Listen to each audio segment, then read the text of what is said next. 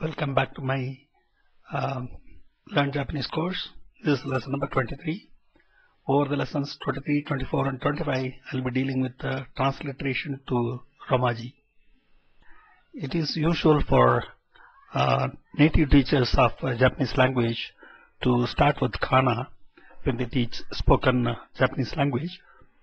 However, I myself learnt this language without the need for learning kana, and I felt that it can very well be taught without getting into kana. But as I progress through this lesson, there are some questions which people asked related to transliteration of foreign words in Japanese language. Typically words for which a Japanese word doesn't exist. In order to cater to this need, I thought I will clarify a little bit about katakana and hiragana. It will also be useful to explain conjugation of verbs when that aspect comes up. The Japanese spelling of a foreign word is based on how the foreign language word sounds. Sound is the primary cue. Spelling in the foreign language itself is not as important. Further, expressions in Romaji are subject to the Japanese sound being available to represent them. Not all the foreign sounds have a Japanese sound, and some Japanese sounds do not have a satisfactory Roman equivalent. Hence, in Romaji, the nearest equivalents are used. How do we do transliteration? Let us say we have been given a new English word and asked to transliterate this into Japanese and using Romaji. First, we split this word into individual sound syllables. Sound syllables pertaining to vowels have no problem because in Japanese language the vowels have a very unique sound. However, in Japanese language, standalone consonants do not exist. There are sounds which are combination of consonant plus vowel. Only such sound symbols are available.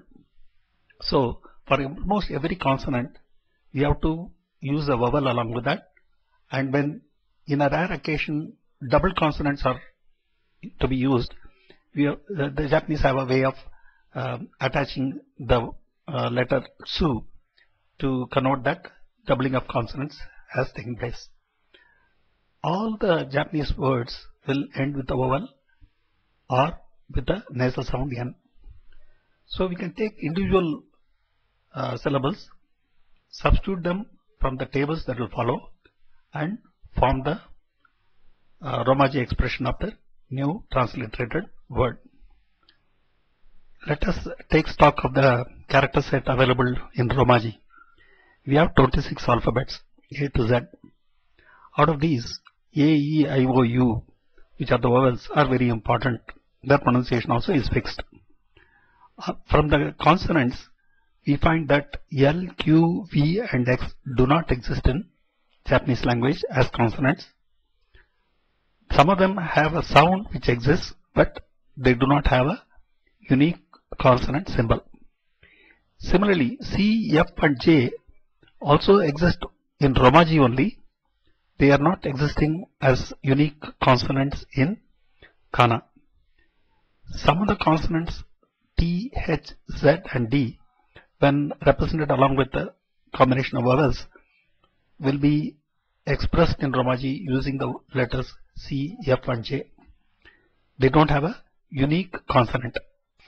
The rest of the consonants in Romaji are very much used in the Romaji expression of kana. H, K, M, N, R, S, T, W, Y are the 9 basic consonants which are used. In combination with the 5 vowels, they give rise to about 40 sounds.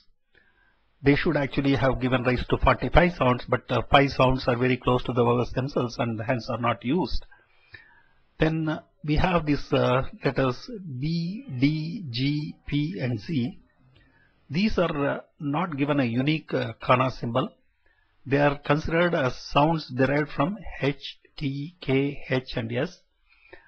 The letters the consonants H, T, K, H, S, when used along with some diacritical marks, are used instead of P, D, G, P, Z as far as kana symbols are concerned. we saw that we don't have equivalents of L, Q, V and X. How do we live without them?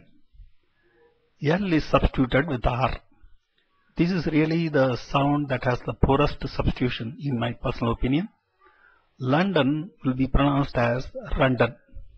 However, when people talk about the pronunciation of the letter R, that itself is said to be a sound biased towards L. It's a little difficult for me as a non-native Japanese person to understand this. However, this is what they say. Q as a sound exists in the form of K-Y-U-Q, which is a gliding sound. It has got a unique kana also. However, Q is not a consonant. Moving further, the consonant V is substituted with B. This is the case in the Indian language Bengali also. For example, Venezuela becomes Venezuela in Romaji. X can be substituted with KI key or some such nearest available sound depending on the context. Mexico is represented by Mexico. This is the way the absence of X can be compensated. How do we deal with C, F and J? These characters are used in Romaji, but they are not treated as Japanese consonants. C appears in the derivative sounds of consonant T. T plus I gives rise to chi. Similarly, C also appears in the glides with consonants T. T plus ya gives cha. T plus u gives rise to chu. T plus yo gives rise to cho. Cha, chu, cho. These are the three glides in which the character C is used. Where character C appears as a consonant in English, K can be substituted in transliteration if the sound is alike. For example, the name of the country Canada can be spelled as K-A-N-A-D-A. Moving further, the character F appears in the sound foo obtained by the combination of consonant H and vowel U. Fu is actually pronounced as fu in Japanese. Finland is thus spelled as Finrando.